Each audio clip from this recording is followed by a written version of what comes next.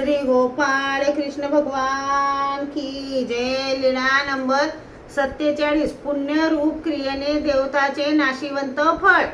एके दिवशी महादायसाने विचारले, जीजी पुराणात असे सांगितले आहे की ज्याने स्वर्ग फळ होते तो धर्म आचरावा, तर हे खरे आहे का? सर्वज्ञ म्हणाले, बाई, स्वर्गी गत्वा मुक्ती एकी आती हे खरे, परंतु दुसरे योग्य नव्हे। जीजी, ते कसे? सर्वज्ञ म्हणाले, बाई, द्वापार युगात यज्ञ करताना ब्रह्मदेवतेच्या अवताराच्या ठिकाणी अन्नदानाची क्रिया घडली, त्यामुळे विद्येचा अधिकार निघाला। मग यज्ञ धर्म आचरल्यामुळे स्वर्गात फळ प्राप्ती झाली आणि त्यासोबत विद्येचा अधिकार निघाल्यामुळे तेथे स्वर्गात वरील स्थानीची देवता येऊन विद्येचे संक्रमण करते, त्या विद्येसहित स्वर्गाचे फळ भोगतो। मग पुण्य संपल्यानंतर तेथून पडतो व पुन्हा मृत्यू लोकात येतो।